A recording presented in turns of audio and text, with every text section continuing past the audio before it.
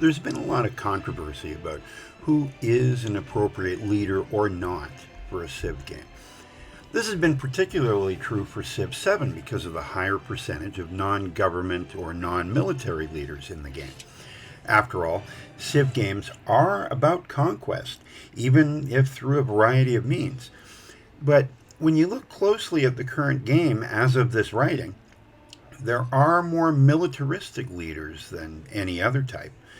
I count, let's see, 12 or so, and that's if you don't count Machiavelli, who often ends up doing a fair bit of warmongering.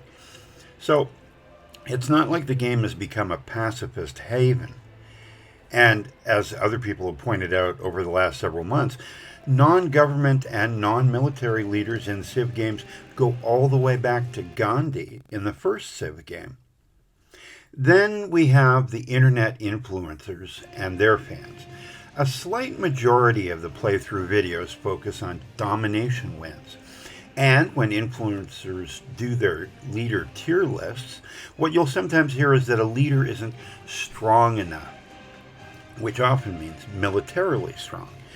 But the focus on domination in Civ 7 isn't necessarily because of bloodlust or anything. It's just that winning a culture or economic or science victory isn't as visually appealing to YouTube or streaming viewers. Even my playthroughs have been dominated by domination.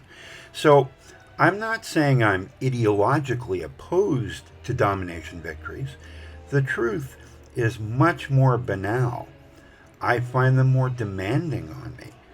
I like to play my cozy SimCity games without having to deploy units to attack cities. So much paperwork.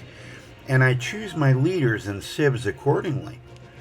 Back in Civ 6, for example, one of my favorite leaders was Eleanor. What could be more perfect? Building up my culture to the point where cities threw themselves at my Civ. That's the kind of strategizing I enjoy most. And the new variety of Civ 7 leaders is one of the things I like most about this game.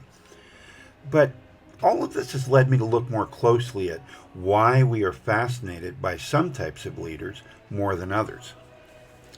For games like this, we seem to want leaders whose names are burned into the history books. Our default when we think of great leaders is set to kings, generals, presidents, Mughals, and so on. And this is something you'll find across cultures. Never mind that some of these people are not the most admirable human beings. That's not the point. Although I do think of Robert Lowell's poem Skunk Hour whenever I think of Napoleon, and how at a distance the smell of a skunk is almost kind of sweet. Of course, up close, it's a different story. Distance, in this case, the passing of time, allows us to forget what some of the great people were like, and all we have to remember them by is their achievements. But that doesn't mean I can't enjoy playing Napoleon revolutionary in Civ 7. In fact, he's still one of my favorite leaders in the game. Meanwhile, we have those nagging other non-military victory types that can't always be easily addressed by an expansionist conqueror, even though we know that conquerors like Alexander spread Hellenist culture wherever he went. And never mind culture, science, and economic victory types, we also have the importance of diplomacy, religion, and happiness that are integral parts of this game. So it's only natural that we get Ada Lovelace, Benjamin Franklin, Confucius, Harriet Tubman, Ibn Battuta, Jose Rizal, Lafayette, and Machiavelli. What is the real objection to any of these leaders?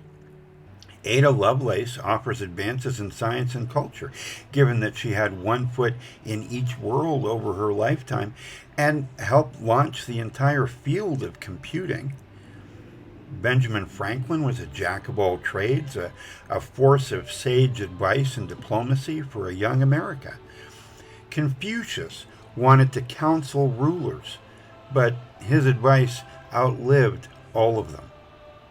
Harriet Tubman had the qualities of ingenuity, bravery, and conviction, things we usually admire in leaders. Ibn Battuta traveled more widely than anyone else to that point in time. He conquered the world one site at a time, an impact we see in the game itself. Jose Rizal was a political reformer who happened to be an ophthalmologist of all things and a poet. Lafayette, an officer and a politician, surfed from one revolution after another, having an impact everywhere he went. And Machiavelli was forged in the backstabbery that was Florence, and he wrote a book that feigned worship of shallow, manipulative power brokers for centuries of readers. Then think of the artists, scientists, religious leaders, inventors, businessmen, and others this new approach opens the door for. Think of someone like Da Vinci, who contributed to culture, science, and even to the military over the years. I and others, and you can find links in the description below, have already talked about how cool it would be to have him as a leader in the game. Ultimately, even these new leaders are partners in conquest. After all, it's still a game.